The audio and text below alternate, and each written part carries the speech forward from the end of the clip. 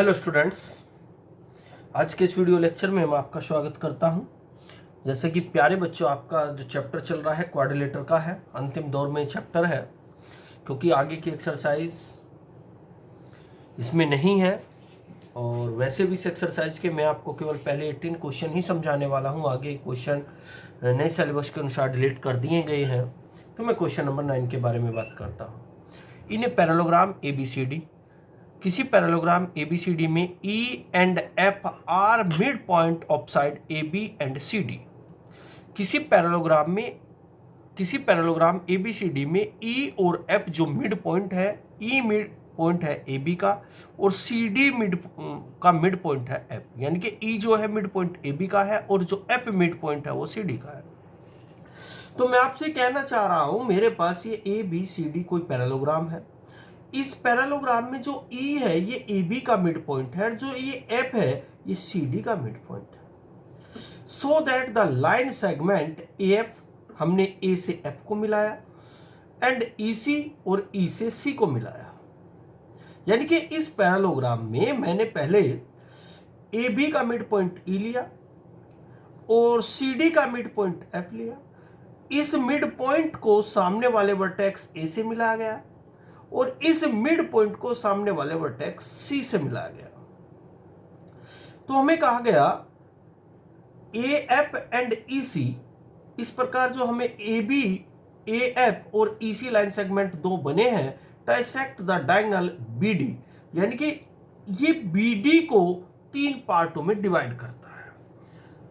तीन पार्टों में equal divide करने का मीनिंग ये हुआ बच्चों कि हमने जो लाइन सेगमेंट AF ड्रा किया और दूसरा लाइन सेगमेंट CE ड्रा किया, तो इस प्रकार मेरे डायगोनल के तीन पार्ट हुए हैं।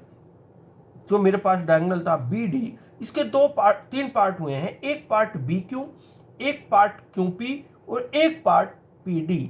तो मुझे प्रूव करना है कि तीनों के तीनों पार्ट जो है ये इक्वल है। आइए बात करते हैं क्वेश्चन के बारे में। सबसे पहले मैंने लिखा गिवन में जो हमें कंडीशन दी गई है उसके बारे में हम लोग अपने विचार रखते हैं।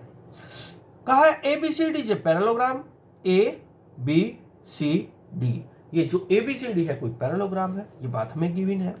AE बराबर हो जाएगा EB, AE बराबर हो जाएगा EB। सर क्यों? क्योंकि जो मुझे दिया गया था E वो AB का मिड पॉइंट था। अगर E जो है AB का मिड पॉइंट है तो AE इज इक्वल EB हो जाएगा, AE इज इक्वल EB हो जाएगा। इसके बाद बच्चों मुझे F भी CD का मिड पॉइंट दिया गया था। अगर मेरे पास F CD का मिड पॉइंट है, अगर मेरे पास ये F CD का मिड पॉइंट है तो CF DF के इक्वल हो जाएगा। तो यही बात मैंने लिखी, CF is equal to DF।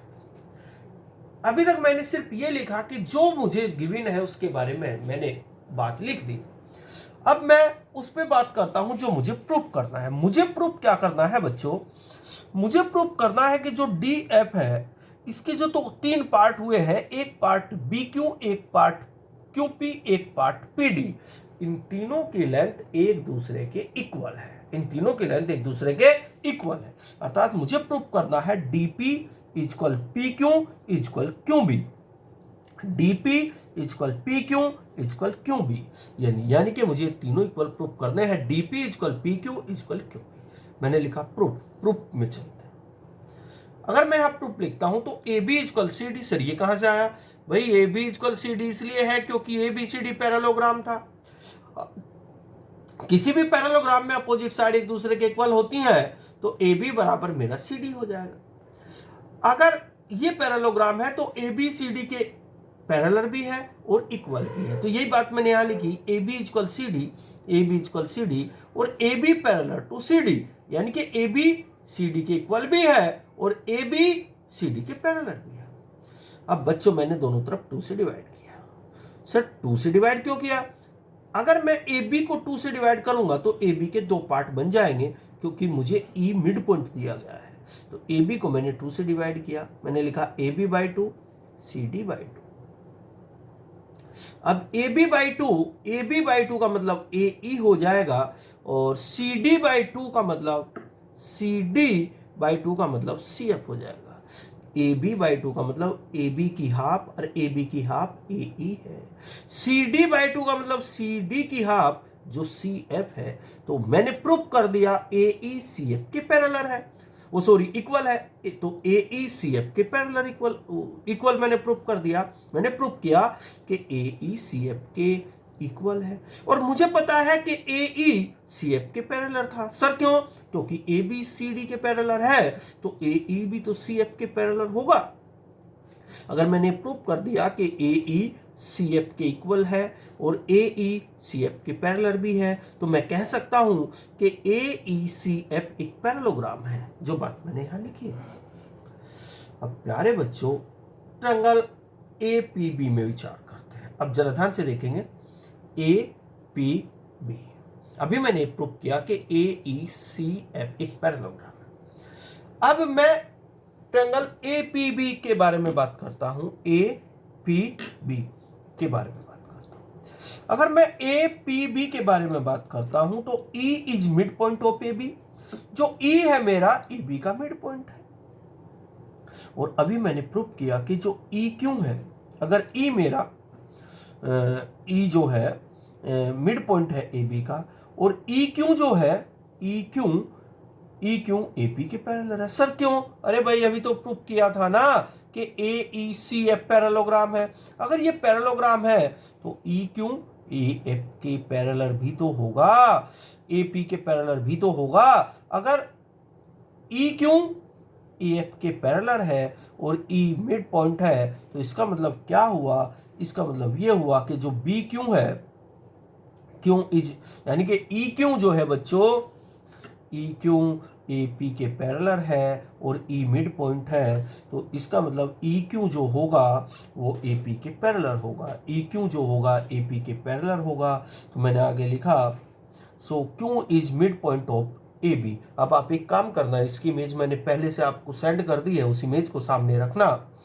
Q is mid point of P B, तो क्यू जो है मिड पॉइंट होगा पी बी का, क्योंकि मैंने अभी प्रूव कर दिया कि ई क्यू ए पी के पैरेलल है। अगर ई क्यू ए पी के पैरेलल है और ई मिड पॉइंट है तो जो क्यू है वो भी मिड पॉइंट होगा पी बी का। अगर ये क्यू मिड पॉइंट है पी बी का तो बी क्यू इक्वल हो जाएगा पी क्यू के। तो ये बात मैंने इक्वेशन नंबर 1 के रूप में मान ली। अब मैं ट्रायंगल डी सी क्यू के बारे में बात करता हूं। अगर मैं ट्रायंगल डी सी क्यू के बारे में बात करूं, अपने क्वेश्चन को सामने रख लेना, जो इमेज मैंने आपको सेंड की है। अगर मैं डी सी क्यू के बारे में बात करूं, ट्रायंगल को देखना डी सी क्यू कहाँ है। चलो मैं फिर से दोबारा दिखाता हूँ। डी मेरा प्यारे बच्चों यहाँ है, सी यहाँ है, क्यू यहाँ है। अगर डी सी क्यू में देखूं तो एफ मेरा मिड पॉइंट है सी डी का। यही बात मैंने यहाँ लिखी, F is mid point of C D और सी क्यू पैरेलल है पी एफ के। सर क्यों सी क्यू पी एफ के पैरेलल क्यों है? क्योंकि A E C F parallelogram मैंने प्रूव किया था। P is mid point of D Q, तो पी मेरा डी क्यू का मिड पॉइंट हुआ, क्योंकि वो जो मिड पॉइंट होता पैरेललोग्राम है तो अगर मिड पॉइंट को मिलाते हैं वो उसके मिड में होते हैं, तो डी पी बराबर पी क्यू हो जाएगा। तो मेरा डी पी पी क्यू के बराबर हुआ। इक्वेशन नंबर 1 और इक्वेशन नंबर 2 के बारे में चर्चा कीजिए। बी क्यू पी क्यू के बराबर है और डी पी पी क्यू के बराबर है, यानी कि पी क्यू बी क्यू के बराबर भी है और पी क्यू डी पी के बराबर भी है। तो इसका मतलब पी क्यू बी क्यू के बराबर भी है और पी क्यू डी पी के बराबर भी है। तो B Q equal P Q equal D P, यानी कि तीनों एक दूसरे के इक्वल प्रूफ हो जाएंगे और ये ही मुझे प्रूफ करना था बच्चों। अब आप एक बार और इस क्वेश्चन को अच्छे से मन लगा करके देखें। थोड़ा सा अच्छा सा क्वेश्चन है, समझने वाला क्वेश्चन है। एक बार और रिपीट करें। मुझे कहा गया इन पैरेललोग्राम ABCD, किसी पैरेललोग्राम ABCD में E and F are the mid point of side AB। E जो है मिड पॉइंट है AB का, F जो है मिड पॉइंट है CD का। इसके बाद respectively so that the line segment AF and EC, जो हमारे पास लाइन सेगमेंट AF और CE बना है, EC बना है, वो ट्राइसेक्ट द डायगोनल BD। इस डायगोनल BD को तीन बराबर पार्टों में डिवाइड करता है। एक पार्ट DP, एक पार्ट PQ, एक पार्ट QB। अब मैंने सबसे पहले गिवन लिखा। गिवन में ABCD is a parallelogram, A ABCD, ABCD एक पैरेललोग्राम है। अगर ये ABCD एक पैरेललोग्राम है बच्चों, ABCD अगर एक पैरेललोग्राम है और AE इज इक्वल EB हो जाएगा सर, क्यों? क्योंकि E जो है मिड पॉइंट है AB का। इसी प्रकार DF बराबर FC के हो जाएगा सर, क्यों? क्योंकि F जो है मिड पॉइंट है CD का। अब मैंने टू प्रूफ में लिया, मुझे प्रूफ क्या करना है? मुझे प्रूफ करना है DP is equal PQ is equal QB। अब मैंने प्रूफ में लिया AB इक्वल CD है सर, क्यों? AB इक्वल CD क्यों है? क्योंकि पैरेललोग्राम है। अब मैंने दोनों तरफ से डिवाइड कर दिया, अगर ये पैरेललोग्राम है तो ABCD के इक्वल भी होगी और ABCD के पैरेलल भी होगी। अब बच्चों मैंने डिवाइडेड बाई 2, इसको मैंने दोनों तरफ से डिवाइड किया, AB by 2, CD by 2, AB को 2 से डिवाइड किया तो AE बन जाएगा, CD को 2 से डिवाइड करेंगे तो CF बन जाएगा। तो AE CF के पैरेलल भी हुई और AE CF के इक्वल भी हुई सर, क्यों? क्योंकि ABCD पैरेललोग्राम था। अगर ABCD पैरेललोग्राम था तो AE CF के पैरेलल हुई। अगर ये पैरेलल है और मैंने अभी भी प्रूफ किया कि दोनों एक दूसरे के बराबर भी हैं तो AE CF पैरेललोग्राम हो जाएगा। अब ट्रायंगल APB में देखिए, E is mid point of AB, जो E है वो मिड पॉइंट है APB का, यानी कि E जो है मिड पॉइंट है AB का। अब E क्यों पैरेलल है AP के? E क्यों पैरेलल है AP के सर, क्यों? क्योंकि AECF एक पैरेललोग्राम था। क्यों is mid point of PB, क्यों है जो है मिड पॉइंट है PB का। अब प्यारे बच्चों थ्योरम के अनुसार ये बात मैंने लिखी है। अब BQ इजकल PQ, BQ के बराबर हो जाएगा PQ, यानी कि इसके इक्वल ये वाली पार्टी हो जाएगी क्वेश्चन नंबर 1। अब दूसरे ट्रायंगल DCQ में देखिए, जब आप DCQ में देखेंगे F is mid point of CD का, F जो है CD का मिड पॉइंट है, CQ पैरेलल है F के, P is mid point of DQ, यानी कि जो P है वो DQ का मिड पॉइंट है, तो DP बराबर PQ हो जाएगा। अभी क्वेश्चन नंबर 1 और 2 को देखिए।